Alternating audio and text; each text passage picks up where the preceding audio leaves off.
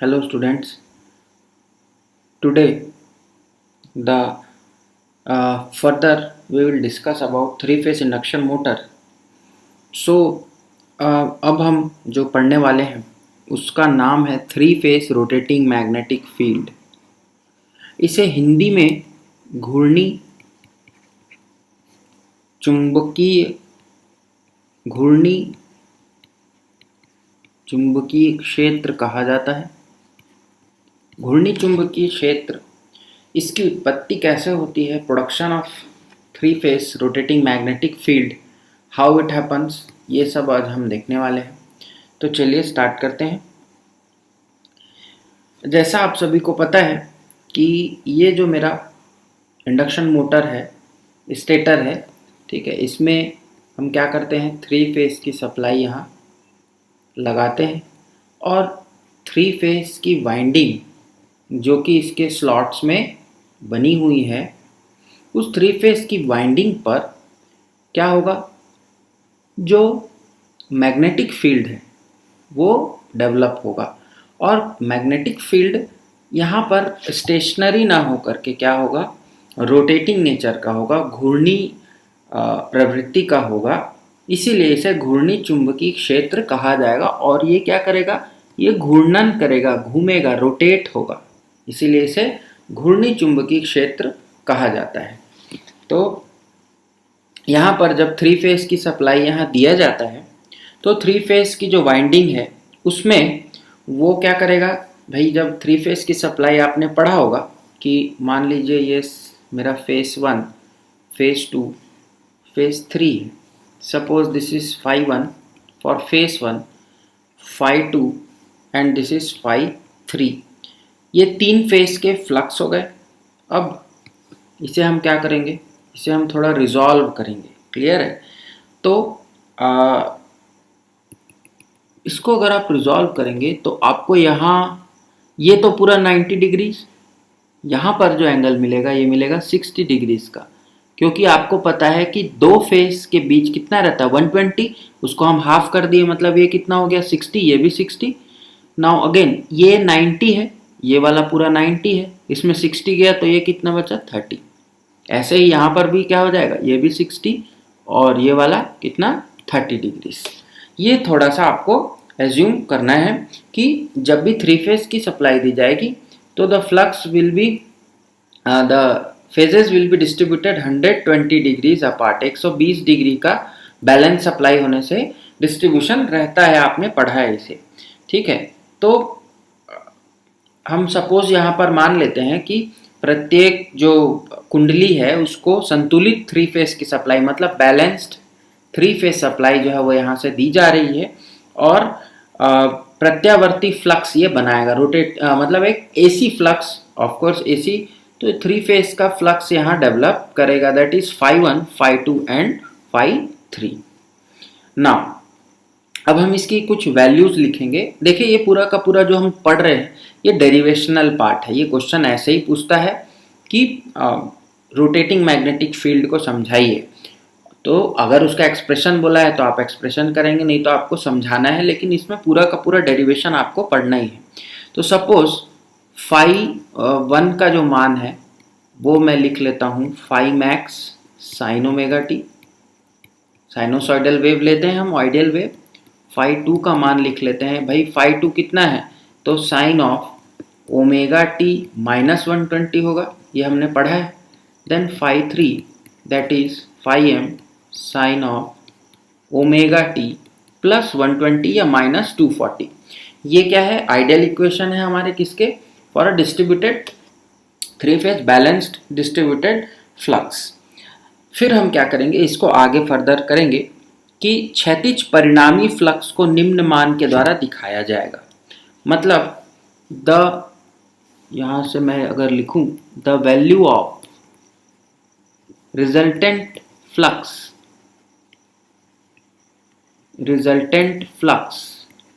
ये कौन सा है, हॉरिजॉन्टल फ्लक्स की बात कर रहे हैं, तो इसको हम ले लेते हैं phi h लिख लेते हैं, that is equal to phi 1 minus phi 2 cos of 60 minus phi 3 cos of 60 degree. अब यहाँ थोड़ा सा ध्यान दीजिए, देखिए ये फाई 1 है, हॉरिजॉन्टल कंपोनेंट्स में कौन कौन सा आएगा, एक तो ये वाला कंपोनेंट आएगा मेरा, क्लियर, दूसरा ये वाला कंपोनेंट आएगा, और किसके लिए, फाई 2 के लिए ये वाला कंपोनेंट, और फाई 3 के लिए भी ये वाला कंपोनेंट, हॉरिजॉन्टल ले रहे हैं जब हम। तो पहला तो फाई 1 लिख लिया मैं, ओके, दिस इज फाई 1। अब फाई 1 का डायरेक्शन और इन दोनों का डायरेक्शन अपोजिट है, तो मैं क्या लिख दिया यहाँ, माइनस साइन, और यहाँ पर भी माइनस साइन। देन ये जो फाई 2 का जो एंगल है ये कितना डिग्री बना रहा है, 60 डिग्री, और जिसके साथ में एंगल बनता है वो कॉस का कंपोनेंट होता है, कॉस कंपोनेंट, तो मैं यहाँ लिख दिया cos of 60। Then phi 3 cos of 60, again यहाँ पर भी 60 डिग्री विथ दिस फाई 3, और इसी के साथ में बना रहे तो कॉस कंपोनेंट। आई थिंक ये वाला पॉइंट आपको क्लियर होगा।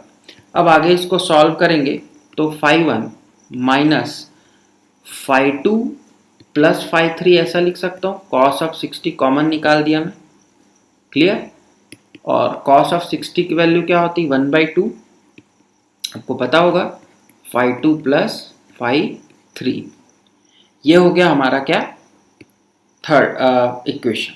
फिर आगे बढ़ते हैं इसको, अब हम यहाँ वैल्यूज पुट कर देंगे, फाई 1 की वैल्यू, फाई 2 और फाई 3, ये जो हमने लिखा है phi M sine omega T minus 120 and phi M sine omega T plus 120, इसको हम लोग अब पुट करेंगे। तो यहाँ पर रखिए phi M sine omega t phi 1 के लिए, देन माइनस 1/2, फाई 2 का क्या है, phi M sine omega T minus 120 plus phi 3 sine, sorry phi M आ जाएगा यहाँ, very sorry, phi M sine omega T plus 120, और ये हमारा ब्रैकेट क्लोज। तो अब इसको हम क्या लिख सकते हैं, फाई एम को हम कॉमन भी ले सकते हैं, क्लियर, लेकिन अभी नहीं लेंगे, हम पहले ब्रैकेट को सॉल्व करेंगे।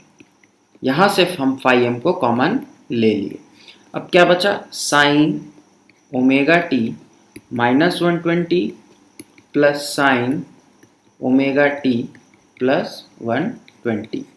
अब यहाँ देखिए एक फॉर्मूला होता है, आप सब ने पढ़ा होगा ट्रिग्नोमेट्री में, कि इसको मैं ऐसा लिख देता हूँ, phi m/2 sine C plus sine D,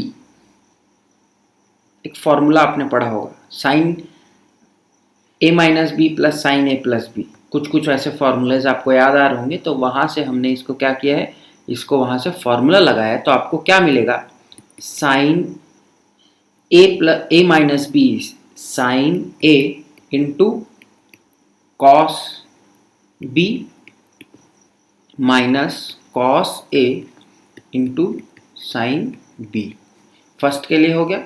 दूसरे के लिए साइन a प्लस बी का क्या हो जाएगा, sine a into cos b, और यहाँ आ जाएगा plus cos a into sine b, clear, ये हमारा क्या बन गया, फॉर्मूला बन गया। अब हम आगे बढ़ते हैं, then phi M sine omega T minus phi m by 2, अब जो कैंसिल हो रहे थे उनको कैंसिल कर दीजिए, साइन ओमेगा टी कॉस 120 और यहाँ sine omega T cos 120, 2 times हो जाएंगे, cos omega t sine 120 and plus cos omega t sine 120, ये दोनों क्या हो जाएगा, cancel out.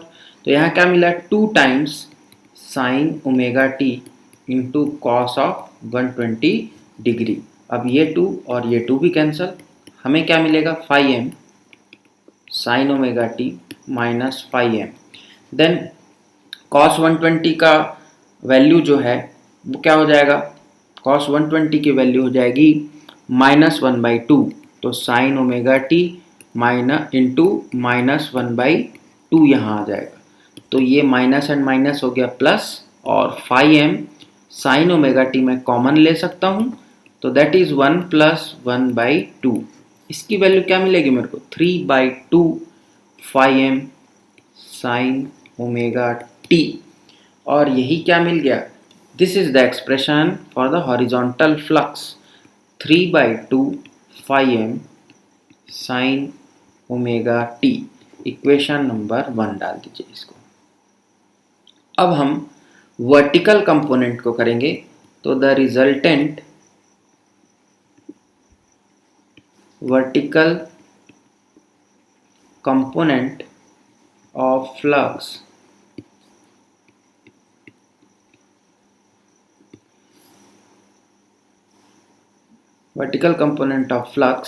That is phi, हम लेंगे इसको v।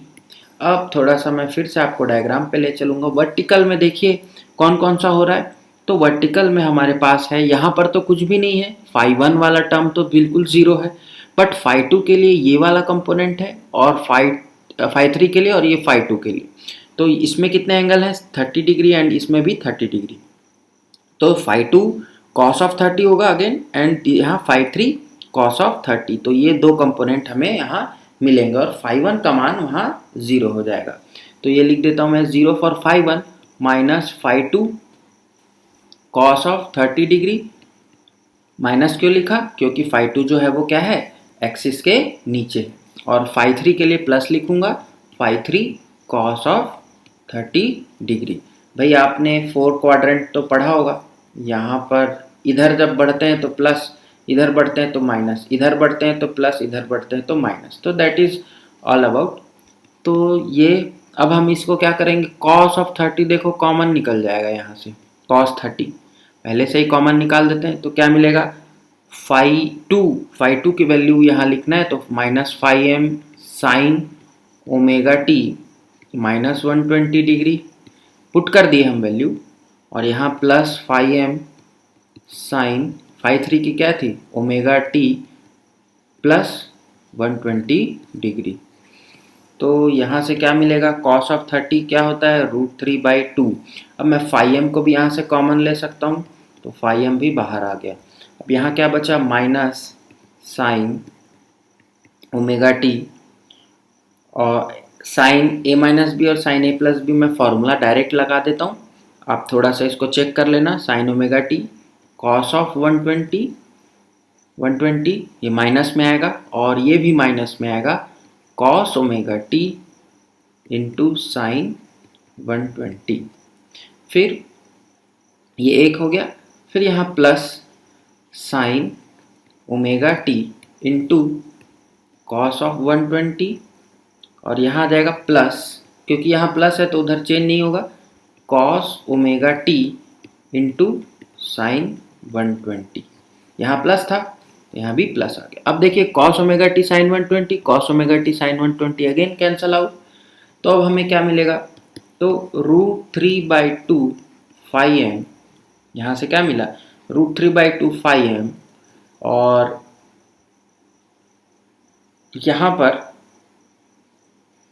गड़बड़ है क्या कहीं, हाँ यहाँ पर मैं गड़बड़ हो गया। यहाँ देखिए ये माइनस साइन था, ये माइनस, लेकिन यहाँ पर ये क्या हो जाएगा, यहाँ पर अंदर आकर के ये हो जाएगा प्लस, ठीक है, प्लस हो जाएगा ये। तो यहाँ पर ये कैंसल आउट नहीं होगा, साइन ओमेगा टी वाले टर्म कैंसल आउट होंगे। ये वाला प्लस साइन थोड़ा सा आप गलती है उसको सुधार लेंगे। तो यहाँ क्या मिलेगा, 2 cos omega T into sine 120, ठीक है। तो यहाँ से हमको क्या मिलेगा, √3/2 फाई एम। देखिए सॉरी, ये 2 अगेन कैंसिल कर देते हैं। चलिए यहाँ एक बार और लिख देता हूँ, 2 कॉस ओमेगा टी साइन 120 का वैल्यू कितना होगा, अगेन √3/2। तो ये वाला 2 कैंसिल आउट, तो हमें फाई भी कितना मिला, √3 इंटू √3 3 अपॉन ये 2 cos omega t, equation number 2। अब थोड़ा सा यहाँ ध्यान देना है। तो जो फ्लक्स बनेगा, मान लीजिए कि ये हॉरिजॉन्टल कंपोनेंट है, ये वर्टिकल कंपोनेंट है फ्लक्स का, ठीक है। इसको हम लिखते हैं फाई एच, ये हो जाएगा फाई वी, और एक रिजल्टेंट बनेगा दैट इज फाई आर, इन दोनों का जो समेशन होगा, ठीक है। और ये जो एंगल होगा ये थीटा होगा। तो जो रिजल्टेंट फ्लक्स के लिए मैं एक्सप्रेशन लिखूंगा दैट इज फाई आर, इसकी वैल्यू क्या हो जाएगी, √phi v² plus phi h²। Clear. तो यहाँ से मैं क्या कर सकता हूँ, वैल्यू पुट करूँगा, तो यहाँ क्या मिला था 3/2 phi M sine omega t का होल स्क्वायर हो जाएगा ये, प्लस 3/2 फाई एम, अच्छा यहाँ फाई एम भूल गए अपन, तो कॉस ओमेगा टी का होल स्क्वायर। यहाँ तक क्लियर है सबको। फिर यहाँ पर मैं फॉर्मूला लगाऊंगा, तो 3/2 फाई एम कॉमन और स्क्वायर के साथ में आ रहा है तो बाहर निकल जाएगा ये, 3/2 फाई एम रूट के भी बाहर आ जाएगा, और रूट ओवर में क्या बचेगा, खाली sine square omega T plus cos square omega T, और sine square omega T cos square omega T is equal to 1। तो फाई रिजल्टेंट कितना मिला मेरे को, 3/2 phi M, equation number 3। Now यहाँ पर ये रिजल्टेंट फ्लक्स मिल गया। अब मैं एंगल निकालूंगा, ये जो एंगल निकालना है, ये देखिए ये जो एंगल हमने लिखा है, इस एंगल को निकालेंगे तो यहाँ टेन थीटा का फॉर्मूला मैं लगा दूंगा। टेन थीटा का फॉर्मूला लगाऊंगा तो वहाँ से क्या मिलेगा मेरे को कि tan of theta is equals to 5v/5h। अब करके देखेंगे तो क्या मिलेगा, यहाँ देखिए यहाँ से टेन थीटा लगाऊंगा तो टेन थीटा के लिए फॉर्मूला है, तो परपेंडिकुलर दैट इज 5v और बेस 5h, तो 5v/5h इसकी वैल्यू पुट कर दीजिए, 3/2 phi M sine cos omega T, और अपॉन में क्या आ जाएगा 3/2 phi M sine omega t. तो ये दोनों कैंसल आउट, कॉस और साइन का ओमेगा टी क्या हो गया,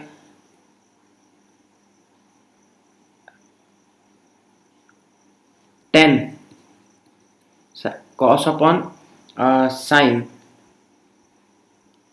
वेट अ मिनट, यहाँ पर क्या हुआ 3/2 कैंसल और phi m cancel, cos upon sine cot हो जाएगा, ठीक है कॉट हो जाएगा, सॉरी 10 नहीं होगा ये, कॉट ओमेगा टी हो जाएगा।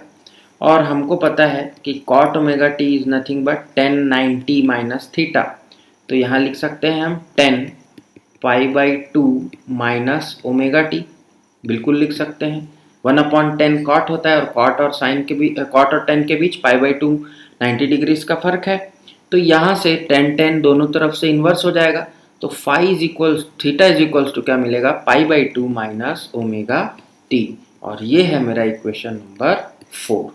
आई थिंक ये भी आपको क्लियर है।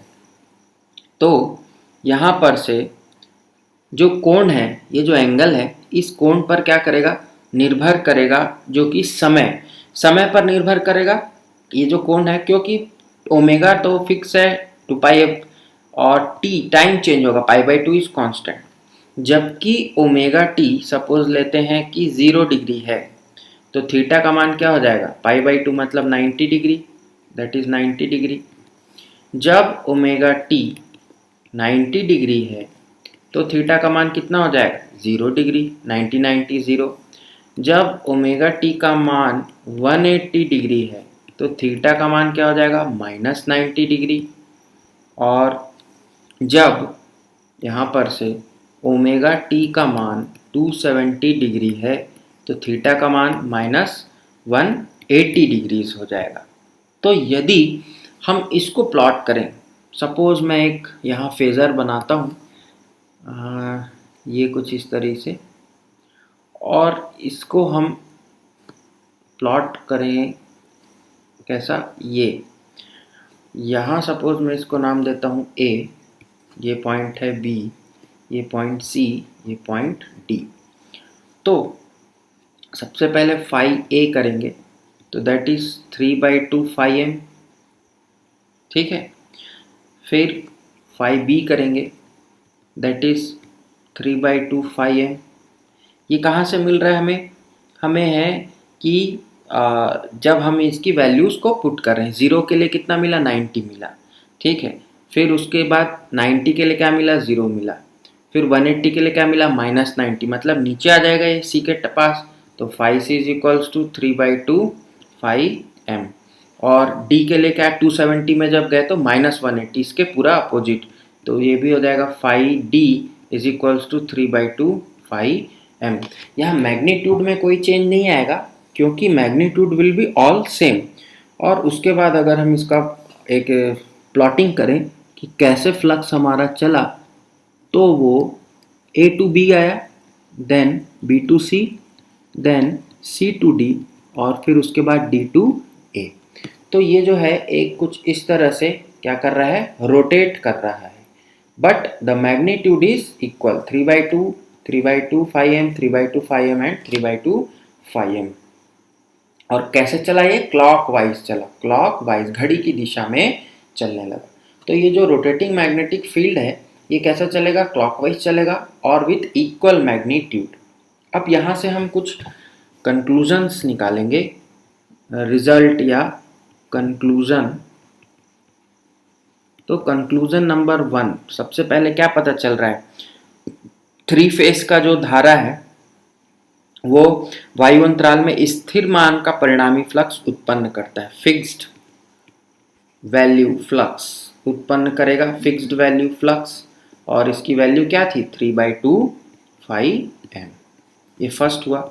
सेकेंड डेरिवेशन या सेकेंड चीज हमें लिखना है, कंक्लूजन ये आ रहा है कि परिणामी फ्लक्स की प्रकृति घूर्णी होगी, रोटेटिंग नेचर का होगा, तथा कोणीय वेग सप्लाई धारा के बराबर होगा। Omega that is equal to 2πf और f is equals to PNS upon 120, ये हमने पढ़ा हुआ है। दैट इज 120f/p, यहाँ से f निकाल सकते हैं, ठीक है। f की वैल्यू फ्रीक्वेंसी ये भी किसके बराबर होगी या किसके समतुल्य होगा, सप्लाई वोल्टेज की फ्रीक्वेंसी की, क्लियर। फिर परिणामी फ्लक्स की दिशा फेस क्रम पर निर्भर करता है, उसकी दिशा सप्लाई के फेस क्रम के समान ही होगा। मान लीजिए फेस का क्रम जो था वो उसी क्रम में ही क्या करेगा, ये भी फ्लक्स जो है वो घूमने लगेगा। तो फेस सीक्वेंस पर ये क्या करेगा, डिपेंड करेगा, फेस सीक्वेंस पर डिपेंड करेगा कौन, फ्लक्स, क्लियर है। जो 3/2 5m वाला जो हमारा रिजल्टेंट फ्लक्स है φr, वो डिपेंड करेगा। तो ये 3 कंक्लूजन हमको यहाँ से देखने को मिला। यहाँ पर अगर हम कुछ और थोड़ा सा ध्यान दें तो हमें एक चीज़ पता चली कि जो फ्लक्स जो घूमने वाला है, अब मैं सीधे आपको पहले डायग्राम पर ले जाता हूँ।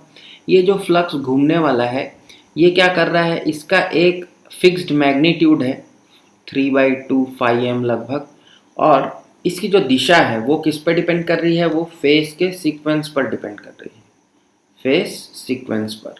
इसका मतलब यदि फेस सीक्वेंस को बदल दिया जाए तो इस परिणामी फ्लक्स की घूमने की दिशा क्या हो जाएगी, बदल जाएगी। RYB ये फेस क्रम में मान लीजिए क्लॉकवाइज चल रहा था, तो RBY इस फेस क्रम में ये एंटी क्लॉकवाइज चलने लगेगा। इसी चीज़ का इस्तेमाल हम आगे करेंगे, देखेंगे कहाँ पर करेंगे। आप याद जरूर रखिएगा कि ये जो फेस सीक्वेंस अनुक्रम है इसी के हिसाब से हम क्या कर सकते हैं, हम अपने मोटर की जो फ्लक्स की दिशा है उसे बदल सकते हैं। तो आज हमने जो सीखा ये इम्पॉर्टेंट है क्योंकि आपको इसको ध्यान में रखना है, that is rotating magnetic field RMF। और यह RMF जो है वो क्या करेगा, वो हमारा स्टेटर में क्या करने लगेगा, बनेगा। और जो एयर गैप है, देखिए एयर गैप का मतलब होता है कि ये जो हमारा मशीन है और इसका स्टेटर और ये रोटर हो गया, तो ये जो बचा हुआ भाग है इसे हम एयर गैप बोलते हैं या वायु अंतराल कहा जाता है। बहुत ज़्यादा नहीं होता, mm में होता है, बट मैंने यहाँ उसे बड़ा बनाया है। तो स्टेटर और रोटर के बीच जो हमारा क्या होने वाला है, एयर गैप, और इसी एयर गैप में ही क्या करेगा, ये जो फ्लक्स है ये फ्लो करेगा, घूमेगा। अब जब फ्लक्स यहाँ बन चुका है, फील्ड बन चुकी है रोटेटिंग मैग्नेटिक फील्ड, और वो घूमने लगी है, तो इसका रोटर पर कुछ तो प्रभाव होगा। और इसी प्रभाव को जानेंगे हम अगले लेक्चर में, जो कि हमारा होने वाला है working, most important, working of induction motor. तो तब तक के लिए आप इस लेक्चर को देखिए और टेस्ट ज़रूर दीजिए आप लोग सभी। Thank you very much for watching and see you in the next lecture. Thank you very much.